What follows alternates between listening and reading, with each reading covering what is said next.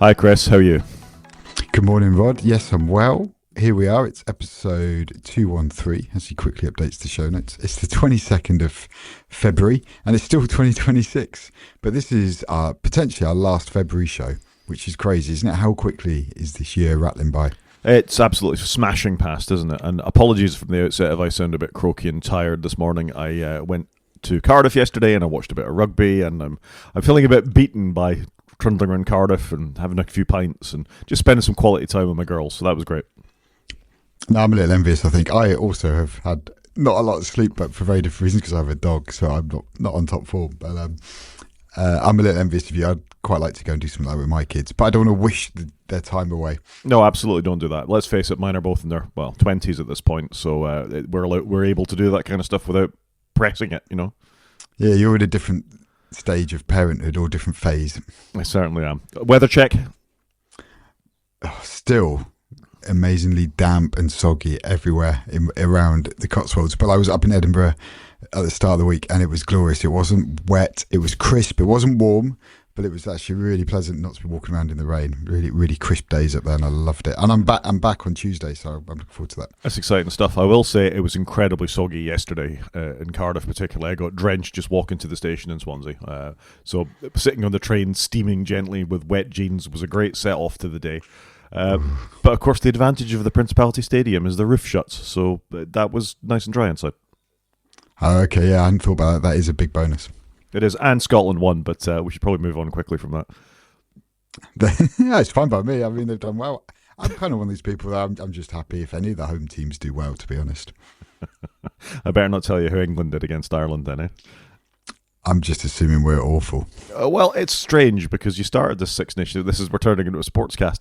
We started the Six Nations Championship with England absolutely smashed Wales. I mean, it was like there was no other team on the park. It was one of the biggest drubbings I think we've ever seen in Six Nations history. And then France did similar to Ireland. However, Scotland beat England last week, which was surprising, and beat Scotland last week. Scotland beat Wales this week, but Ireland smashed England yesterday as well. In fact, for the first half of that, it didn't look like England were on the park. So, yeah, interesting times in the Six Nations. Yeah, no, it sounds good. I should be more into the Six Nations than I am. I don't understand why I'm not. It's a great event, it really is. And, you know, not everybody's into sports, I understand that. Yeah, go sports ball. But the thing I like about rugby is it builds, whereas football sort of dull, sudden bit of excitement. Rugby, you can actually see them planning and doing all that kind of stuff, and I really like that sort of wave of expectation you get as the team you're following starts to do well. But yeah, it used to be like Apple, you know, you do a wave of expectation when they start to do things well. Look at that, I brought it back to tech.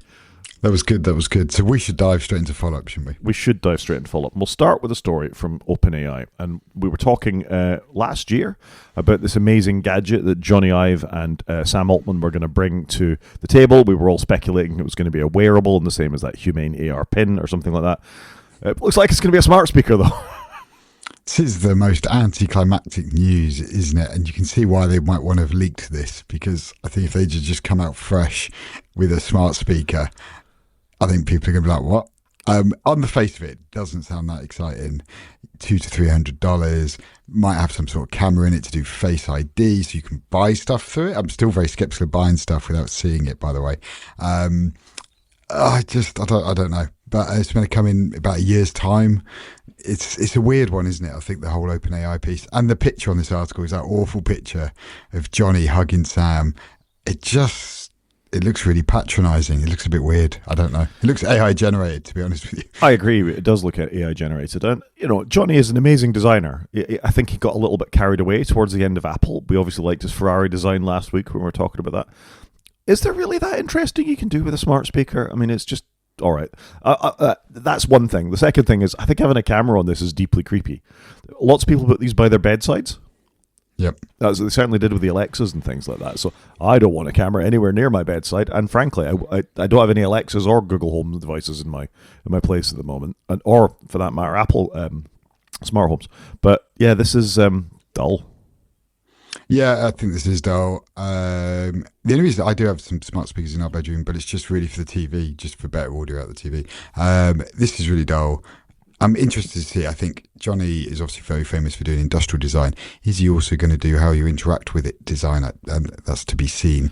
I don't know. I'm interested to see what comes, but it's not very as exciting as I thought it was going to be. I mean, Johnny did have some hand in the software of iOS and macOS before he left, before it got handed over to the disaster that our friend, Alan Dye came up with and left us with liquid ass before he went. But I don't think it was the most successful software. It certainly wasn't all that innovative. He pretty much left it alone, as I remember. There was nothing after we had iOS 7, there wasn't that many changes. Maybe losing some of the scroll bars and stuff like that was as far as it went.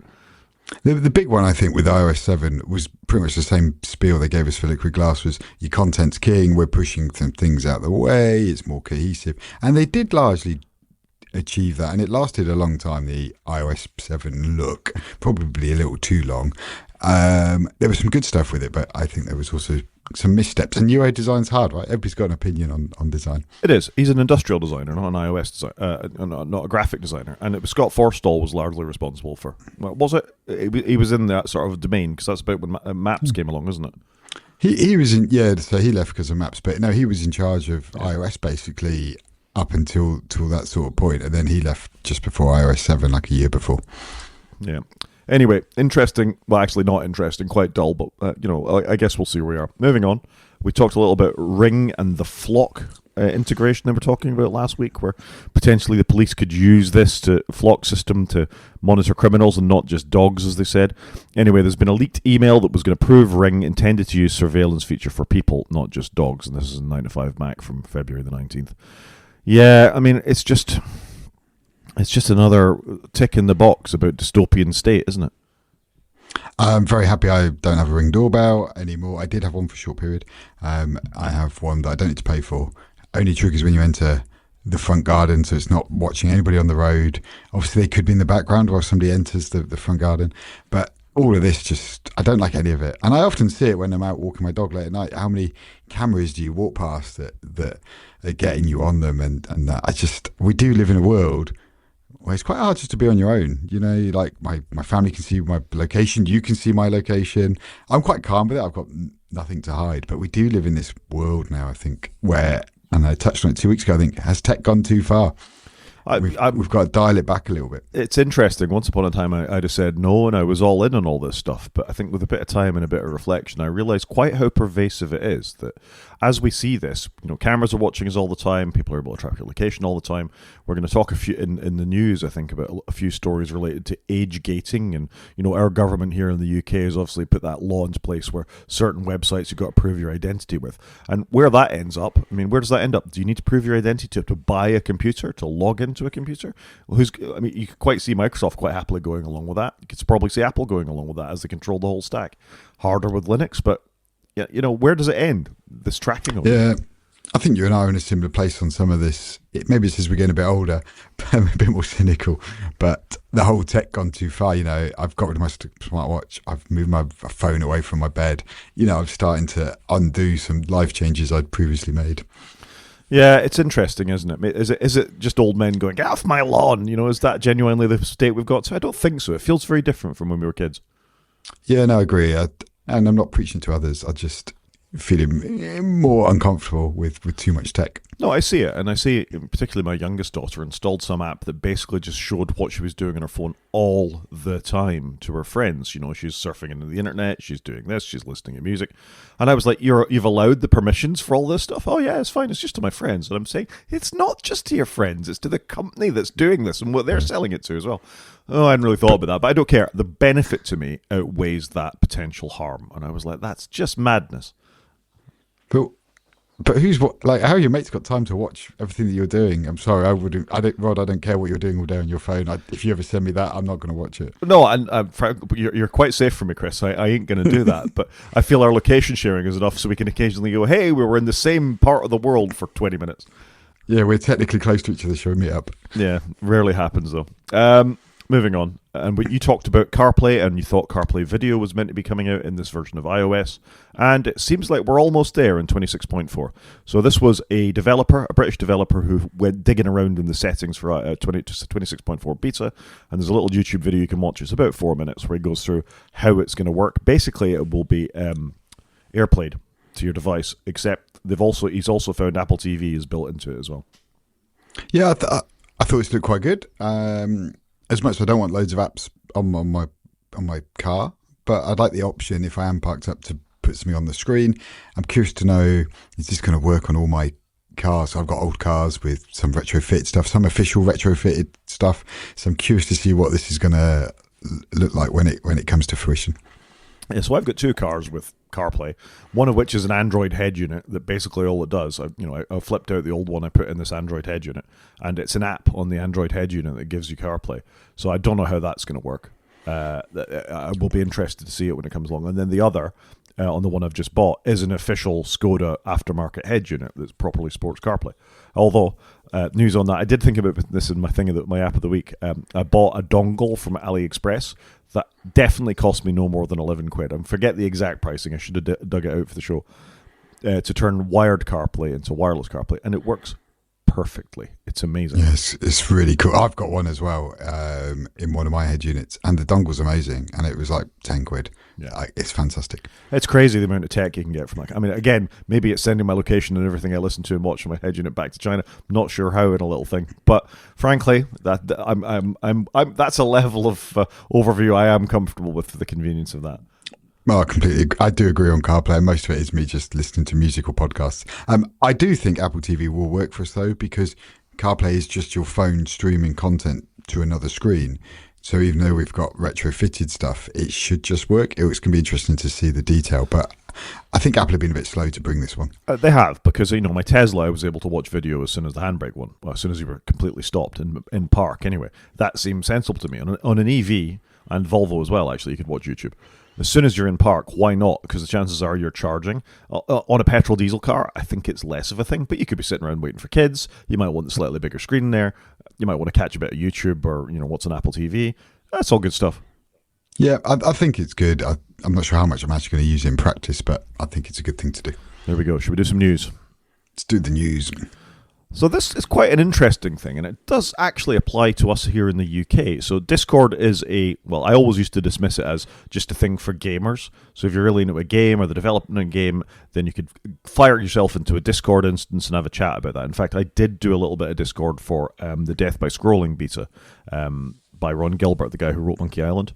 Also had his new game, Death by Scrolling. We talked about it here on the podcast. And all of his bug fixes, checks, beta testing stuff, he did over Discord, which was quite cool.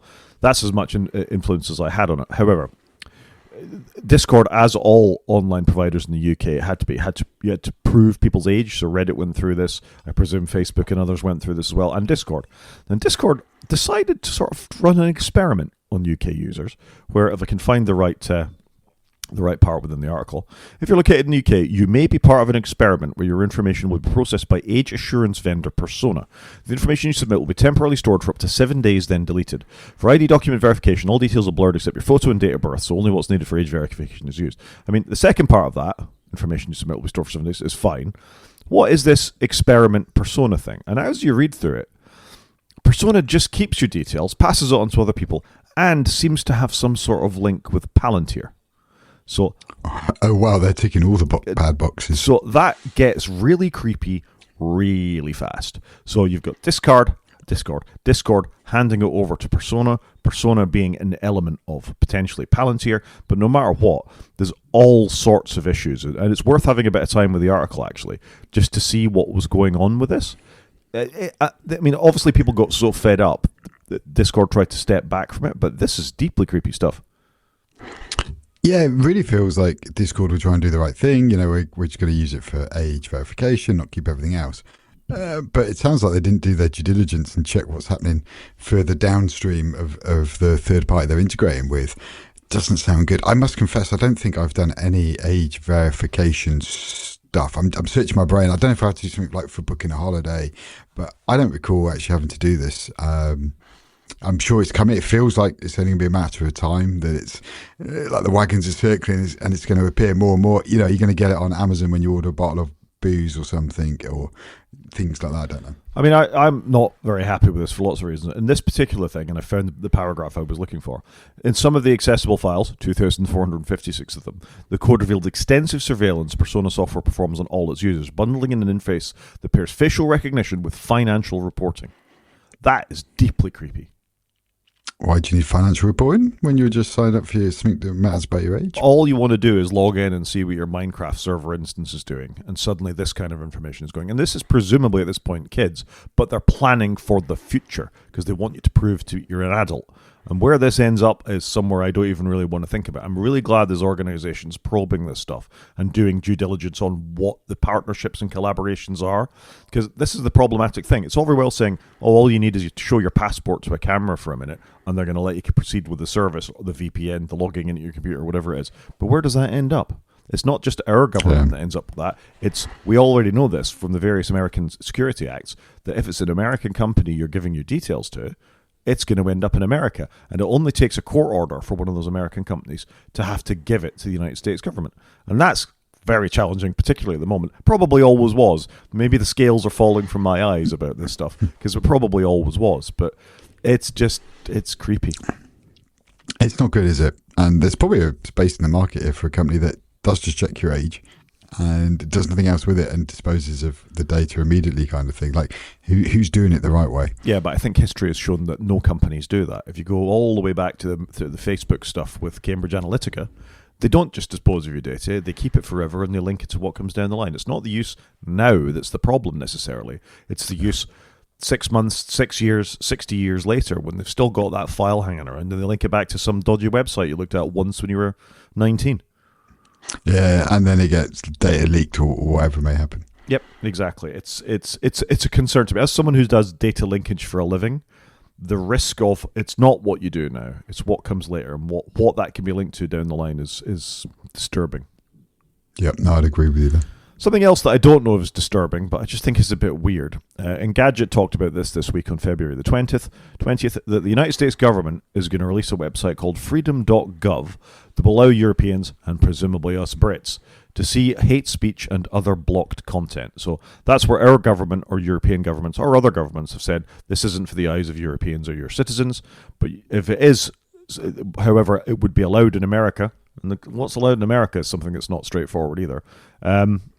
From this point forward. And what the hell, Why is the US State Department building this? Imagine this the other way around. Imagine Britain had said, right, we've got a bunch of stuff that the American government isn't happy for its citizens to see, like the word gay and Enola Gay and all this kind of stuff that they're doing. They'd be outraged. We'd have American troops on the beach. I don't really understand. I don't really understand how this is a thing, and yet I don't really understand how this is a thing coming from a government. It's very strange, isn't it? It's really, really weird. I understand America is home of the free. Free speech is protected under amendments, but we see repeatedly that it's not. That they're continually censoring what's going on there, and now they're trying to flip that round to show they're the only place. I mean, I don't know if it's some sort of political thing so they can say to their own citizens, look at all this stuff. Or do the Americans truly believe that our governments in Europe and the UK and presumably other countries in the world are hiding things from us all the time? I don't understand. It's really weird.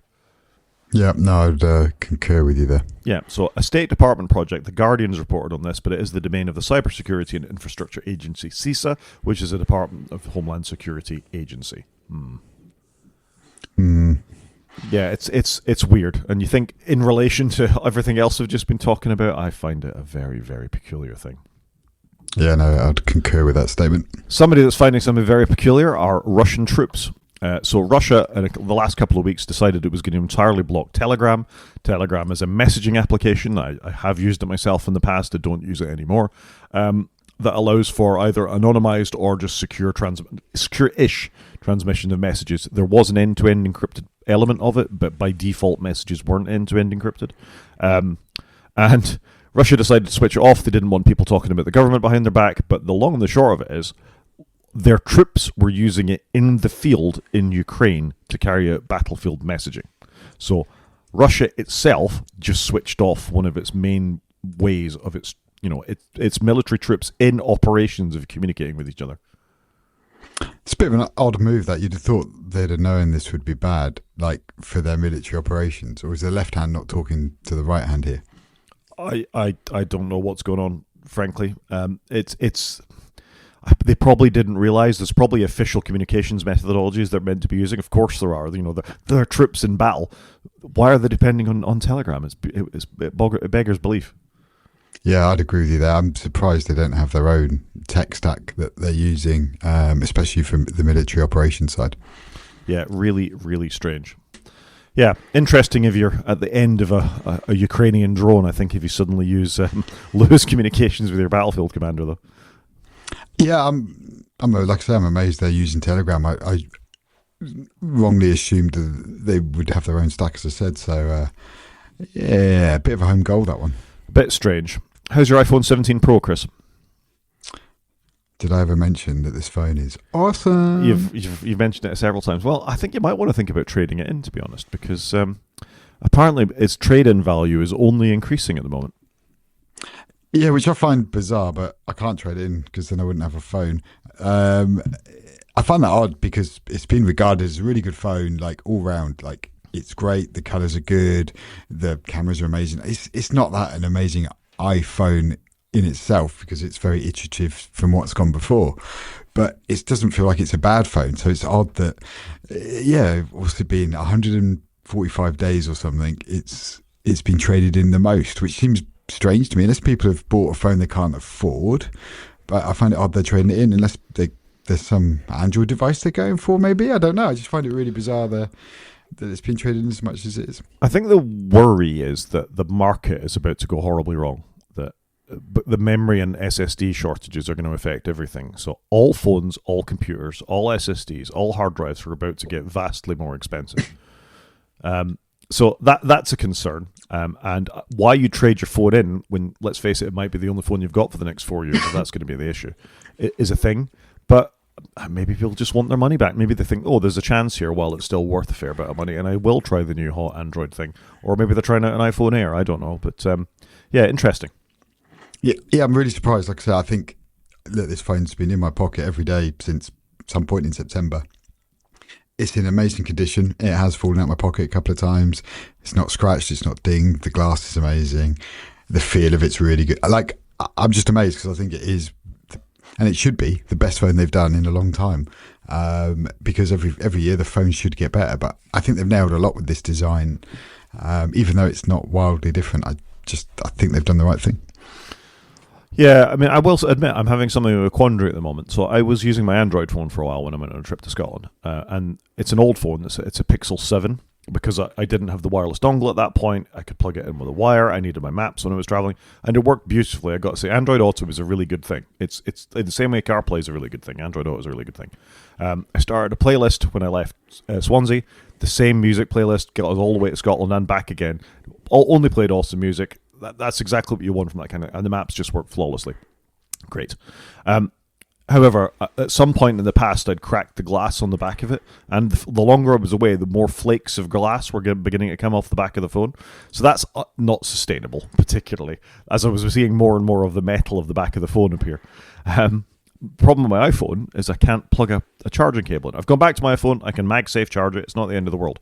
But all of this is making me think, I feel like I'm going to have to get a phone fairly soon.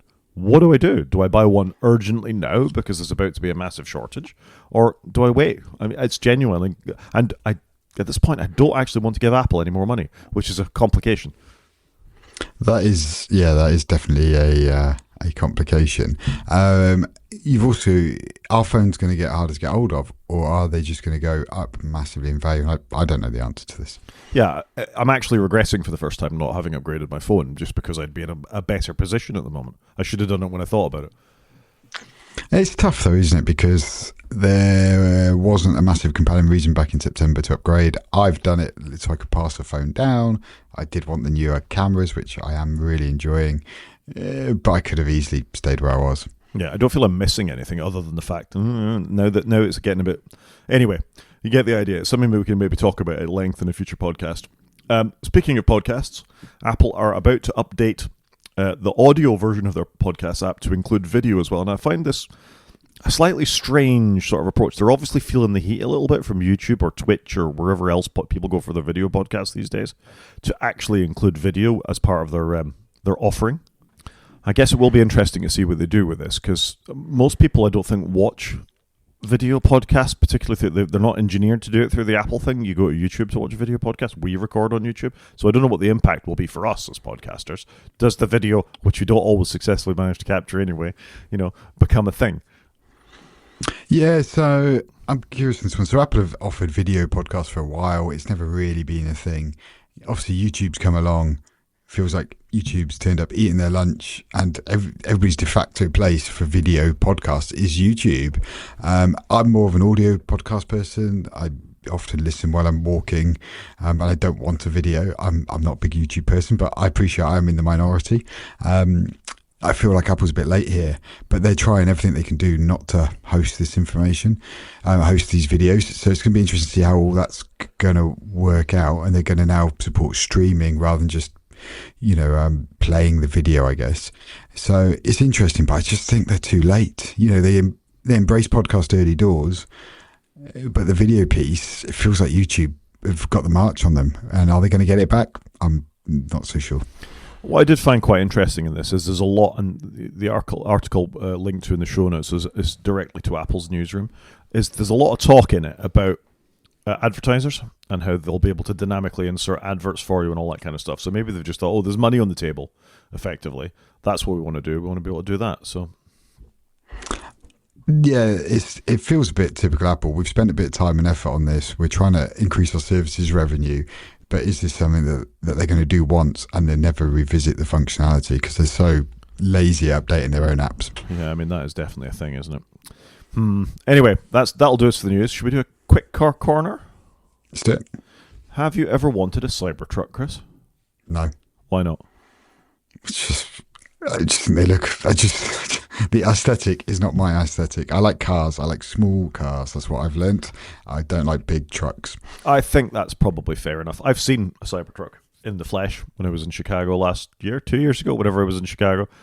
It's far too big. It's unacceptable on British roads. I think it would, it's a parking space and a half for most British supermarkets or something like that. We had a story on this podcast late last year, about somebody who'd imported one to the UK and the police lifted him. If you recall, it was parked at a petrol station.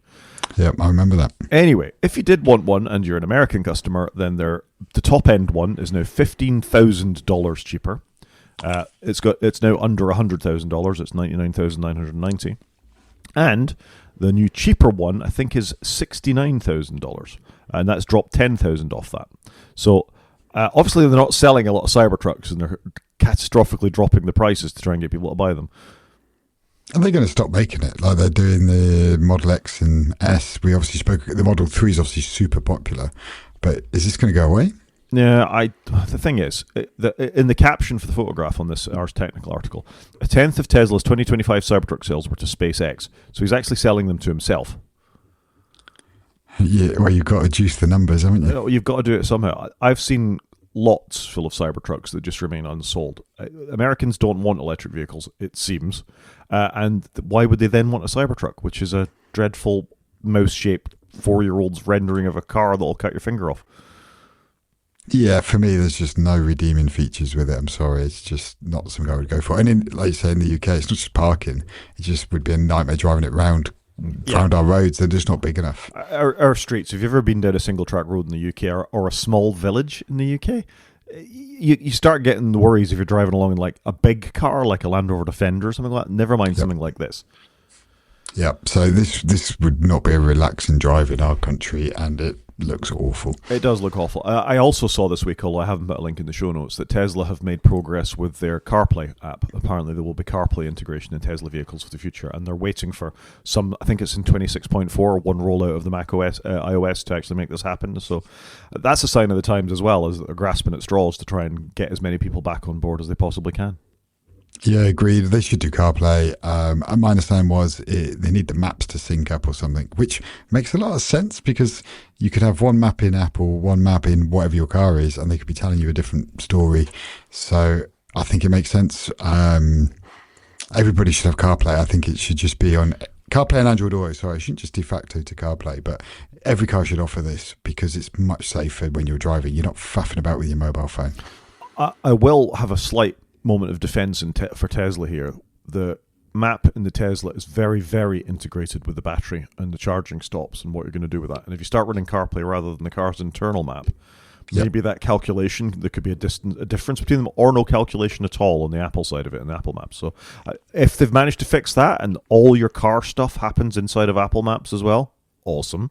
If they haven't, then that's like every other EV. The Volvo did that for me, but it was clearly understood that the main route planning stuff stayed outside of the CarPlay app. It was sort of displayed in a window. It didn't take over the whole display in the way that it does in most things. And I would have thought a Tesla would be the same. In the UK, at least, on the left-hand side of the screen, you've got your Speedo, one that sort of, it's virtual heads-up display of what cars are around you and things like that. That will probably stay, and the CarPlay app would take over the map where the map location is on the left-hand side of the screen. So I think that integration, it'll be interesting to see how they do it.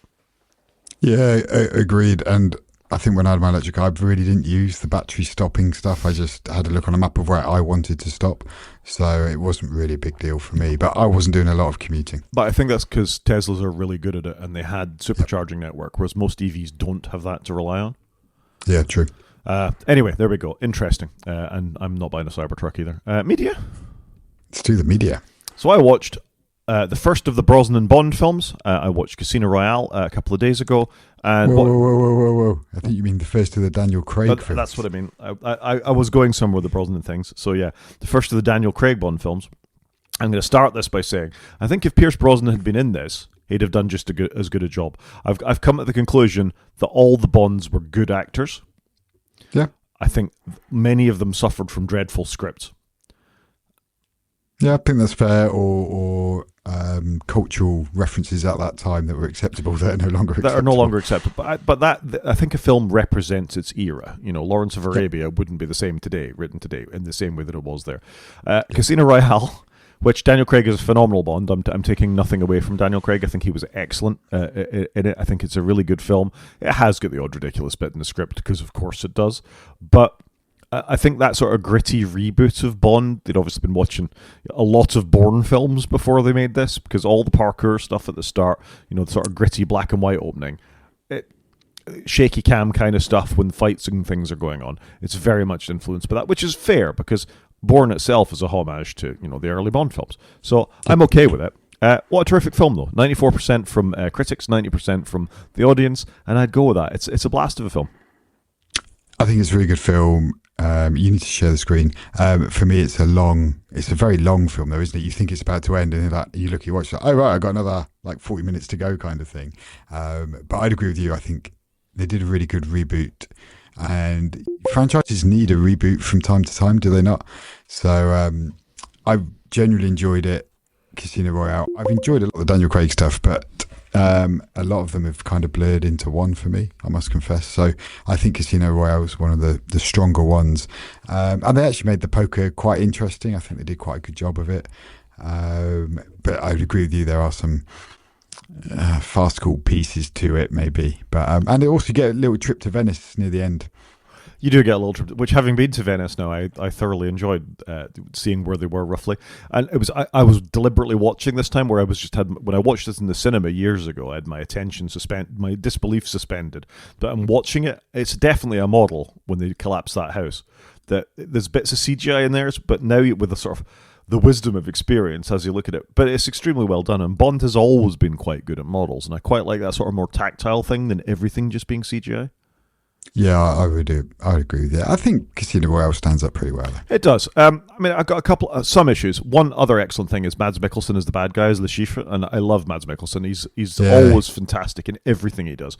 He played Hannibal in the Hannibal TV show, and that is a series that's criminally underwatched, because he is just incredible. He blows Anthony Hopkins out the water.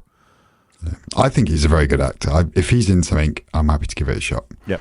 Eva Green is very good as Vesper. Who else is in this that we know of? Richard Branson randomly pops up in it in one scene. Oh, I don't remember that. Who's the guy who plays Lex? No, Felix Leiter. Oh, I nearly said Lex Luthor, and I was like, no, I'm getting my worlds wrong here. Yeah, I know who you mean. He's very good as well, as he frantically scrolls around on the screen. Yeah, because I've watched something more recently with him in where he was the lead, and he was fantastic. He's terrific. He's a really good actor. It's a real shame I can't remember his name. I can't find him now.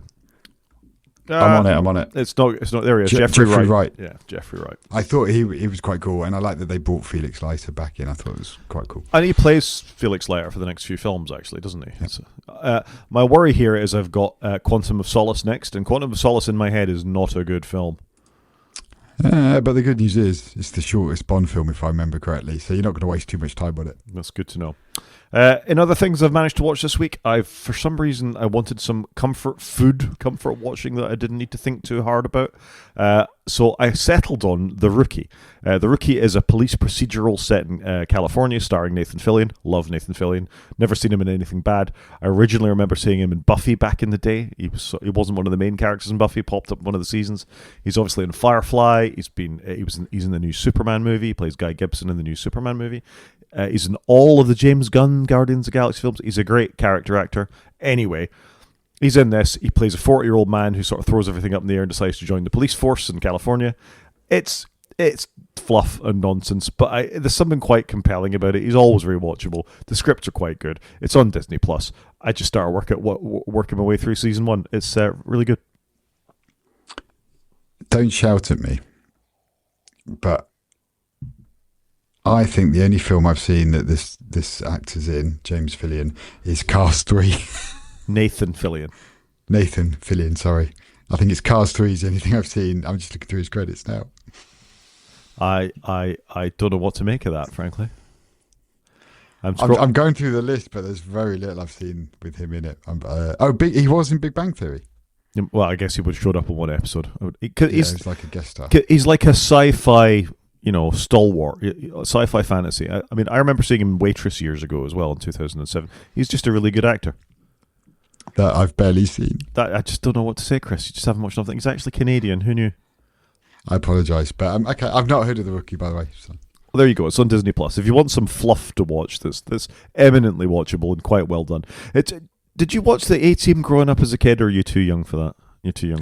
A-Team. Anytime that was on, I would watch it. I loved it. So, the A-Team had a formula where they'd go around, they'd build some stuff, they'd come out, they'd shoot a bunch of things and nobody would ever get hit, and then they'd go on the next week. When you're an 80s kid, that's all you want to see, right? This feels a bit like that. The driver and the car, stuff happens, they have a crash, they have a bit of a shootout, and then they move on the next week, they're all back to... And there is more of a thread through it these days, but it evokes that sort of vibe to me. Yeah, okay. Something happened last week, but we completely forget about it for next week. Kinda. So yeah, that's The Rookie. I've been watching that. I also just want to... There's only one episode of this left, which is The Night of the Seven Kingdoms in this season. There's only 6 episodes in the season. The last one, episode 5, is one of the greatest episodes of television I think I've ever seen. Genuinely, I was so stunned by watching it last week. That's why I went off to find The Rookie. I needed something that I didn't need to tax my brain so much on. What a phenomenal tour de force of television. Genuinely. The 4 seasons build up to this. You could see where it was going. This was just incredible. It left me flabbergasted. One left. Can't wait. What a great show. I can't say enough positive things about it. In fact, as I've been sitting scrolling around Rotten Tomatoes here, you can see that top of the list is A Night of the Seven Kingdoms for the last episode, which will air tonight. Wow, frankly. Oh, fair enough. Still can't see your screen, so I don't know what's going on with our tech this week. So FaceTime tells me it's being shared, so what more can I say? It's fine. You do seem to be a one-man press gang for this series. I think this is the 3rd time we've maybe discussed it. So it's obviously really good, and I think it's really nice when you discover something that you really get into and is absorbing like that. I think it's good. Yeah, fair enough. Moving on then, you have written in A Few Good Men. I've watched some old school films, but I think 2 good classics, and I'm going to put both my films in the classics. So I watched A Few Good Men, which I love it. I don't know why. I'm not normally a courtroom person, but I just think it's such a good film, really well done. It builds well. It's quite long. It's a couple of hours long. But I just think it stands up really well. You know what? There's no tech in this film at all. There's not even really outdated computers in many of the screens, because obviously it's filmed in the early 90s. But yeah, here we are 30 years later. Stands up really well. Really enjoyable. Yeah, it's a good film, and obviously it's famous for the speech at the end. Jack Nicholson stars in this. Tom Cruise, Demi Moore. Were they married at this point? Tom Cruise and Demi Moore? Or, no, I'm thinking someone else. It's Bruce Willis that was married to Demi Moore, wasn't it? Yeah. I don't believe so. Whether anything else happened, who knows? But I just think it's a fantastic film, and you're right. The speech at the end is the famous bit, but all the characters are great. Keith Sutherland plays a horrible, I can't remember what rank he is, sergeant or something in it. I just think it's really well done, very watchable, and like I say, just because there's no technology in it, hasn't really aged, and I think that's really cool. You can always tell by the cars, though. The cars really make an older film stand out. Yeah, and there's a few cars in it, obviously, but not a huge amount. So it's largely set in Tom Cruise's apartment and in the courtroom and other sort of buildings. So I just think it's really well done. So, yeah, Kevin Bacon's in this as well. Have you ever played that game, 7 Degrees of Kevin Bacon? He's a good one. Rob Reiner directed. Obviously, he died fairly recently, which is very sad. A lot of good films, Rob Reiner. But yeah, this is a bit of a classic, proper courtroom drama.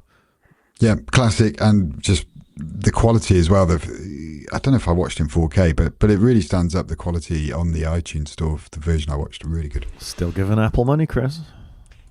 I bought this a long time ago. And last but not least, The Martian.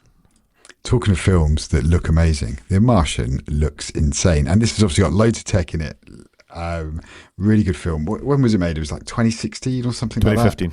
2015. I love this film. It's so good. Again, it's quite long. But I was away this week for work, and I just wanted to watch something in the evening and really get into something. And I just think this is fantastic. I love the whole premise of it. It's quite funny in places. The pitch quality, insane. Like, Mars looks amazing. Very enjoyable film. And I hadn't seen it for quite a few years, so it's nice to circle back to it.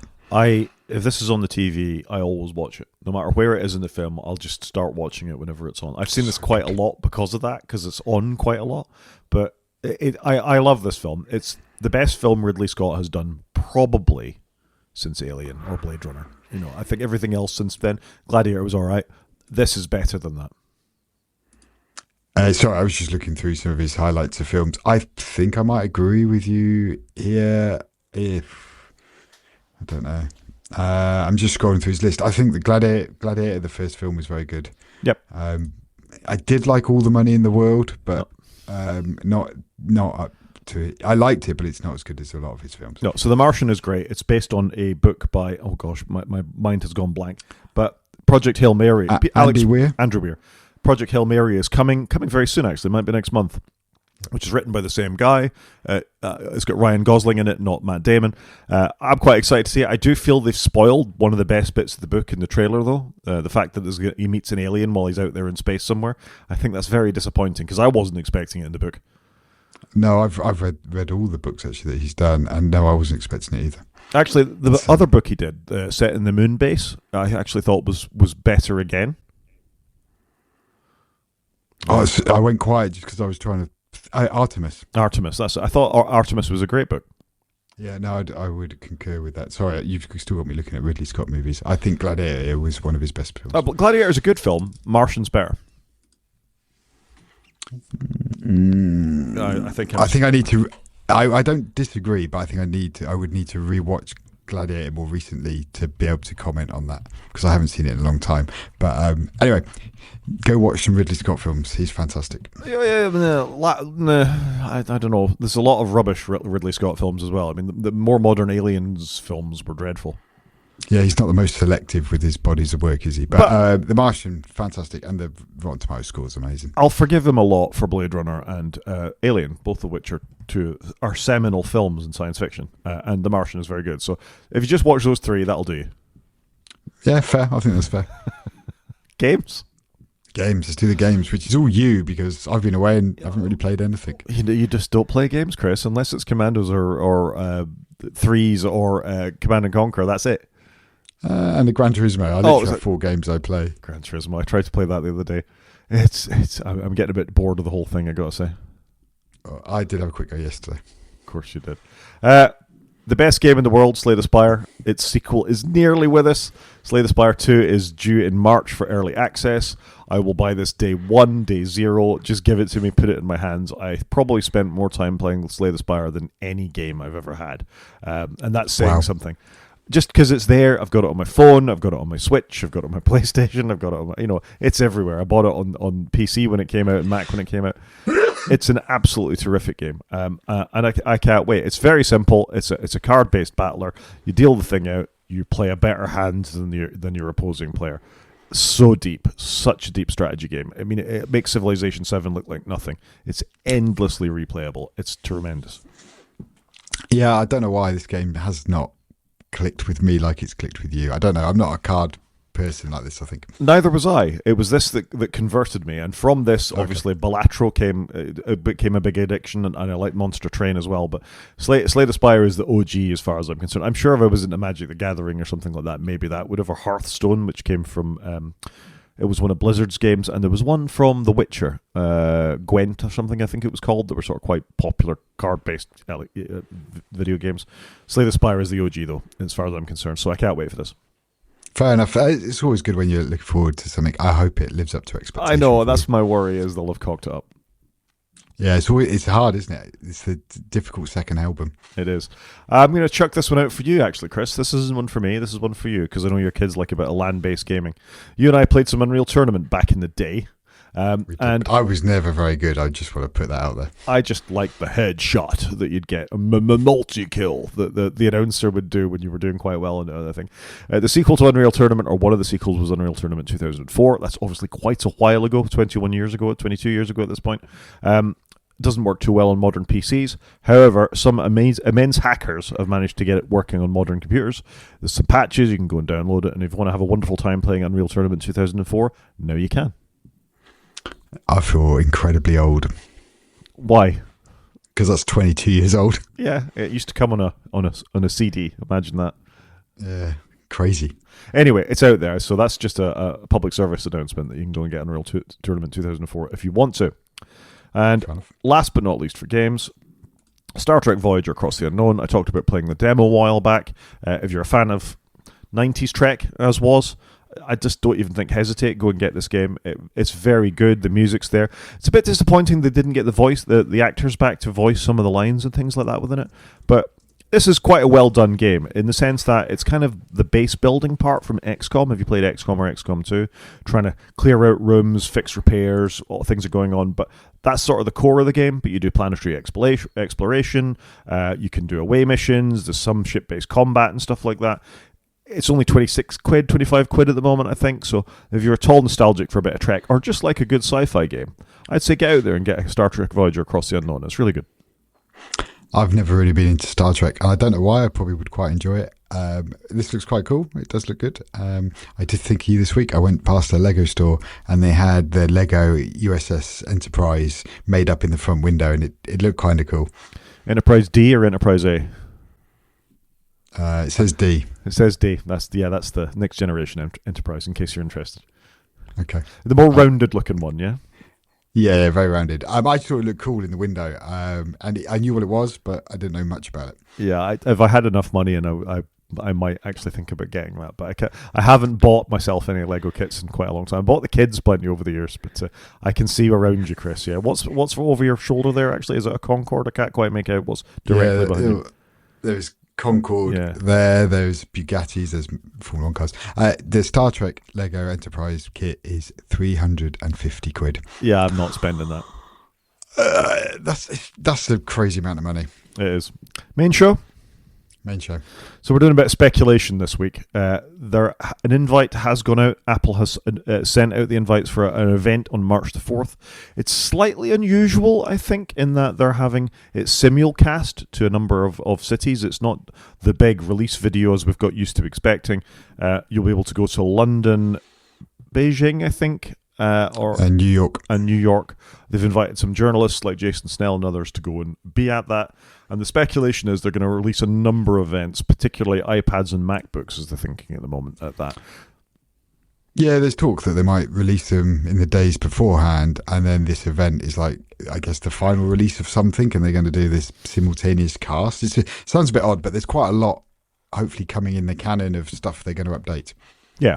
So we keep hearing rumours from Mark Gurman that there's going to be a lot of announcements this year. There's the things that are locked in, absolutely. We know in September we'll get new iPhones. That's a thing that will just happen.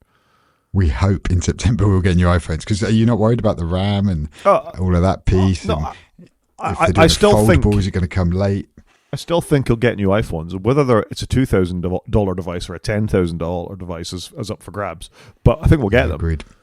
Yeah, no, that's fair. You're right. And it'll be interesting to see how they're going to do it, because there's also talk of them not releasing the regular phone, and that will slip into the following year as they move to a 2-year announcement, which I think is the right thing to do now they've got so many phones. Yeah, I'd agree with that. I do think if any company is set in a good place to keep releasing things at the price points they like to release them at, it's Apple, because they have massive margins, particularly on things like RAM. And they've been a reliable customer for the manufacturers of these things for, 20 years or something at this point. So if you're going to sell speculatively into the next year, to OpenAI or Nvidia or something like that, or you're going to have a guaranteed contract for the next 5 years with Apple, I think you're probably going to go on the Apple side of the fence. Yeah, that's true, because the market's there. It's going to be like you say, but then how much do Apple screw you down on cost? Yeah, quite a lot. I think if you can sell them at 3 times the cost to Nvidia, then that's the thing. So there's all that, and I think we will see price rises. I'm not, hence our discussion earlier on in the podcast about where this was going to go. But how much that will be, I'm not sure at this point. They do like to hit a price point, and they know that consumers have less money in their pockets than ever before, and they really want to sell them phones. Yeah, phones. The phones is their 6% of their business, right? Yeah, phones is their bread and butter. So what we're going to see around March the 4th, depending on what happens, I think is going to be laptops and iPads. I don't think we'll see maybe a 17E, maybe. I was going to say 17E because it feels like they're going to start releasing that annually. It would make sense to get 17E out, and then this time next year they'll be doing the 18E with the regular 18, I guess, and you'll be doing the lower end of the phone refresh. I do wonder how many they sell. At some point I'd like to see a breakdown how these devices go across the thing, because my experience is looking around on trains and things like that is most people seem to have Pros. There are a lot of bog standard iPhones, but most people seem to have Pros. I really do think they sell to the upper end of the market. I think the E is enterprise. It's in the corporate space. I think that's where they're selling that. Possibly. Maybe that's why I don't see it, because I'm not so much in the corporate space. But anyway, it's a thing. I'll be interested, because where I was going with that is how often is it worth them updating it? If the corporate space, if a 2-year-old phone is good enough in the corporate space, maybe they don't. Maybe they bump it this year to get everything in line for their memory or something like that, and then they leave it for 2 years. I don't know. They're not always on a strict cadence with all of the devices that they are with the iPhone. No, that's true. And this is part of the problem, I think. They're all over the show at the moment. Like, a lot of the devices I think we're hoping are going to get revved, like the iPad I think you just mentioned, will be good, because you can't really recommend people buy the current basic iPad, because it's going to get revved at some point. It's got an old chip in it. Doesn't run Apple Intelligence yet, which one day you might want. Yeah, maybe if it ever becomes good enough, and if they ever actually manage to release it, because as we talked about with Siri last week, it just keeps getting pushed back anyway. It is awful, isn't it? I think there was a time when we thought, oh no, people with the iPhone 15 have been locked out of Apple Intelligence, but actually nobody's noticed they haven't got it. No, exactly. And all that bang per buck they expended on giving you a fancy new Siri animation, what are they going to do when it actually does work? I did like the new animation. That's the only thing about it. It was a fancy new animation. So what Gurman's saying is that this week is expected to include a new MacBook Air, so that'll be an M5 MacBook Air, and 14 and 16-inch MacBook Pros. So the M5 is already in the MacBook Pro, but only the base model. So we haven't seen Maxes or Ultras or any of that kind of stuff. So that's the thinking. So we'll have M5 Pro and M5 Max chips as well. Which makes sense. Get the line sorted out. Again, it's hard to recommend people buy the MacBook Pro because there's already one out there with the better chip and they haven't done the higher end one, so this all makes sense. I think that MacBook Pro is good enough it can stand on its own. I don't necessarily know that you need, in the same way that the MacBook Air, even the M4 MacBook Air is frankly good enough for most people. I think the M5 MacBook Pro is good enough. Wholeheartedly agree. I've got the MacBook Air. I use it all the time. It's beautiful. Yeah, I think 16 gigs that Apple have proven that's enough. In the laptops, it's more than enough power in a chip. You and I, although I'm beginning to wonder about my Mac Mini here, whether it can actually cope with the heat at the moment of recording this podcast. So something seems to go wrong every week. But yeah, I think the Max and Pro chips, you know who you are if you need a Max and Pro, and there's not that many people actually do because they're more than capable at the lower end. Yeah, no, that's fair. The other thing we're rumoured to be getting is this new colourful MacBook, and if I was definitely feeling more Mac generous than I am at the moment, this is a product that I find very appealing. The MacBook Air, as we've just said, is a terrific laptop. If they can put a capable chip, and the rumour is it's from an old iPhone, A-series chip, in one of these, and I don't see why not. The original dev kits were A-series chips, weren't they, for this transition? Yeah, they were basically an iPad in a Mac Mini box, if I remember correctly. Yeah, so it's a good enough chip. It's designed to be power efficient. There's plenty of power. We've been saying for years there's plenty of power in iPad chips and iPhone chips, but with some funky colours. Yeah, they should. The MacBook Air should be more playful than what it is. I think this is a no-brainer, isn't it? We're going to have this low-cost MacBook. Hopefully, it's going to hit a really good price point. This is probably a device like if I was replacing my wife's Mac or buying something for the kids that are just doing office-based functions. This is probably perfect for them. Yeah, to be honest, unless you're doing some hardcore video editing, photo management, using LLMs at a very deep level, at which point you've got a Mac Studio anyway. Even your high-end M5 MacBook Pros aren't going to do that for you. You need something with vast globs of RAM in it. None of the laptops are good enough for that particularly. Then this could be the laptop for most people. Yeah, agreed. And I think the laptops and the chips, everything's got so good. It's hard to justify upselling yourself or friends or colleagues onto the Pro line, I think, at the moment. I mean, what I'd love to see in this is a plastic, well-built plastic in the same way the iBook was, brightly coloured, nice bright screen, 12-inch, 2 USB-C ports on it, device. That's what I want. Maybe a MagSafe as well if I was feeling, particularly generous. I'd like more MagSafe, I think, in the world. I love my little MagSafe. I couldn't care less about MagSafe, although it's the only thing I can charge my phone with at the moment. But skipping past that, I think in laptops has been completely redundant to me because when I'm sitting down on my laptop, I plug it into a screen of some sort, and they've all got USB-C. Yeah, they took it away too soon and brought it back a bit too late, I think. If you're a lover of it, that's fine. I try not to trip over my laptop power cable quite so much, though maybe that's just the setup of my house. I just think it's cool tech. I think it's cool tech, and I'm disappointed more things haven't moved to that form of MagSafe. Like, why isn't it on my iPad? Yeah, I couldn't care less about that. I'd like to see more than one USB-C port because I remember the original MacBook, and it only had one USB-C port, and it was quite constrained. Yeah, that's stupid. Yeah, even the Air has two, right? It's got two and a speaker jack. Yeah, so let's have that. And now MagSafe, so you've really got an extra port if you use MagSafe to charge. So that's fine. So that's what I want to see on it. I want it to be able to output to one display. It doesn't need to do multi-screen. I'm fine with it not being able having the Moxie to do that. Well, they've got to differentiate, haven't they? Yeah. So if this can drive something like a studio display at 5K as well as itself, more than good enough. Yep. Or even if you have to close the lid and using clamshell, I think that would be acceptable because you've got the Air for the next tier up, and hopefully it means the Air could get a better screen. Some of the Pro tech comes down to the Air, and then the Air tech goes into the base level. It gives them more room, doesn't it, for that differentiation? I mean, they're a bit rubbish with screens in one sense, particularly on displays. We said before, and I presume as part of this year we're going to get studio displays as well. In fact, we're going to talk about that in a second. But the screen in your studio display is basically the one that was in the iMac from about 7 years ago. It's not like they've upgraded the screens particularly. No, it's beautiful though. Yeah, but it's a 7-year-old screen, as we've talked about before. There's other manufacturers putting better 6K screens with higher resolution, faster refresh rates. 60 hertz is not good enough in this day and age. How long did it take to move the phones to 120 hertz? Yeah, no, I agree with you, by the way. I love my studio display. You have to prize it out of my hands, but I am very much of the thinking it's time for something better. Yep. The most important thing is going to come in a selection of fun colours, possibly yellow, light green, blue, pink, silver, and dark grey. Yay! Yay! I'm excited to see this. I think you should offer You offer the phones in different colours, sometimes very muted and rubbish ones, but why not offer the... I know, Chris, you're going to hold up your orange iPhone again.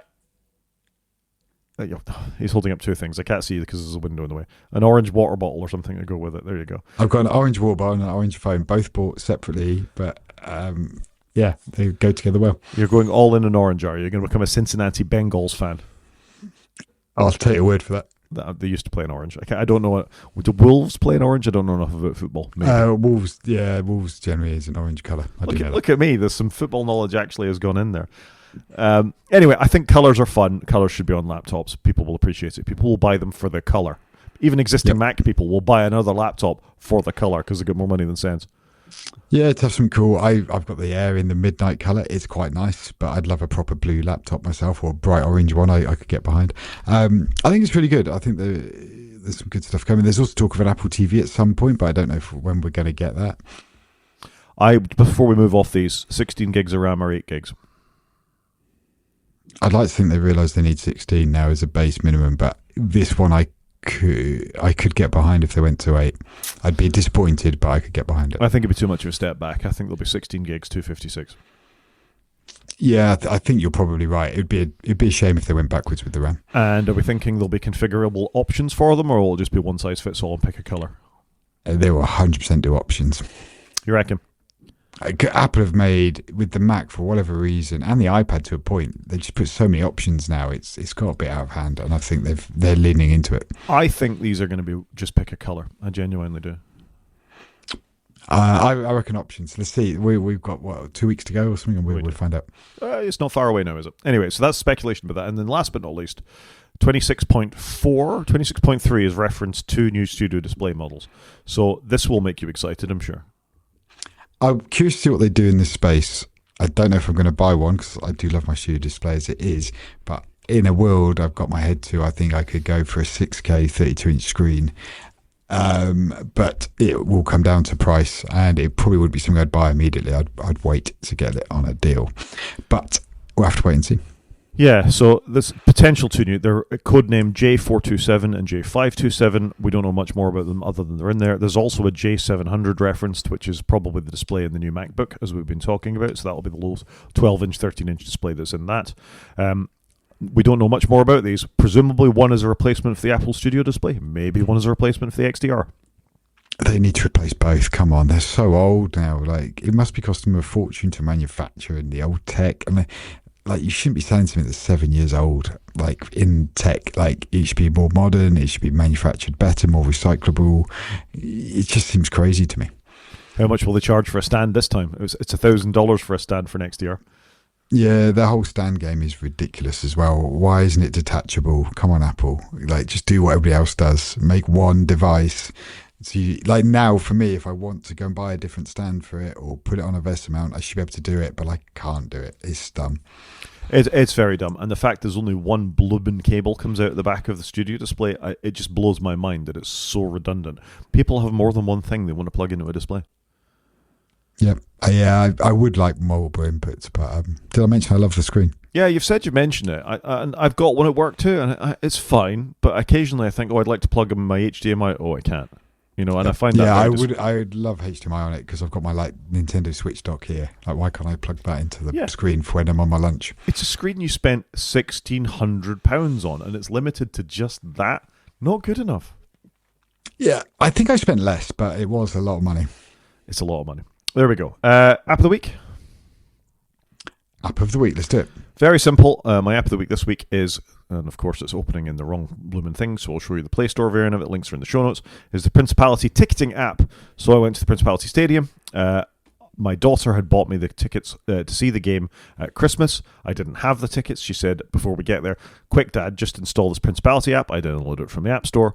I arrived in front of her. She clicked a code into her app, and she shared the ticket with me instantly. And it just appeared there. And that's exactly the way something should work. Fantastic. Yeah, that is cool tech. I've had something similar at Silverstone. I've had to send tickets out to friends. And even when I've bought like a weekend pass, you can send out individual tickets and stuff for different days. Some of that tech is pretty cool. I like it. Yep. It's the only positive thing I'm going to say about the Welsh Rugby Union, because apparently that's where that app comes from. But I thought it was great. They did a great job in the stadium. The light show before the start of the match was terrific. I've never seen anything like it before. You can scan a QR code in the app, and it will sync your iPhone's light torch to be part of the light show before it starts. So the whole stadium was flickering, and it was really quite cool. Yeah, okay, that sounds like you're at a Coldplay concert. Yeah, and I saw Coldplay in the same place where they actually gave you some lights as you walked in, but this was just with the device that came with you. I thought it was super cool. Yeah, I like the sound of that. That's cool. Yep, so Principality app. If you're going to see a game in the Principality Stadium, I almost called it the Millennium Stadium because that's what it used to be called. Check it out. Why did it change name? Company bought it, right? It was the Millennium. It was funding for the Millennium, which is why it was built, which was why originally the Millennium Stadium, in the same way they had Millennium Dome in London. But Principality Insurance Company now sponsors it, so it's the Principality Stadium. Okay, fair enough. So I bet they get some good seats for the rugby. I bet they do. Our local stadium here in Swansea is the Swansea.com stadium. So, because if you go to Swansea.com, that's the businesses that are supporting at the moment. Or I think The one in Cardiff is the Motorpoint Arena, so by the car company Motorpoint, Yeah, okay. It's just more commercialisation. It's like the Millennium Dome is now the O2. Exactly. None of these are sponsors of this podcast, but if you'd like to be, please get in touch with us. Fair. Thing of the week. So I've gone with something a bit dull, but we haven't spoken about it. It's just in the betas of 26.4, Apple have actually done some stuff to the music app, which is fantastic. So I was just happy that the music app that I use all the time is just getting a little bit of love. And for me, they're just improving the interface with the album screens and playlists, which is the big one. But you can also get an ambient music widget. You can now add multiple songs to a playlist. You can see concerts. And what's the last one? Oh, you've now... I'm not a big playlist person, but I'm just happy the music app's getting some love because I do use it a lot and some of their decisions frustrate me. I don't know if I want AI in my music app, really. I'm not fussed about that, to be honest. For me, it's the album view because having everything behind the ... menu is a bit confusing, and I think they're trying to improve the look and feel of it. Yeah, fair enough. Don't keep moving things out of the way for content. Actually give us the features that we want to use in the app. Shocker. Give us the buttons, yeah. So I just think it looks a little bit nicer. And like I said, I listen to a lot of albums, so for me, it's good. So what you're telling me is you're running a beta, Chris? Only on my iPhone. Okay. All right. That. My suspicion level has increased. I do not touch our podcasting Macs because we have enough problems. But also, I use this Mac a lot for work now, so this very much is sacred. Fair enough. I think we call that a show, Chris. I think so. So if anyone wants to get in contact, Rod is at g5minake@mastodon.scot. I am on Mastodon where I'm at _CJP at mastodon.social. Watch on YouTube by going to our website and click on the YouTube link, or drop us an email, wakefromsleep@protonmail.com. Talk to you next week, Chris. Cheers, Rod.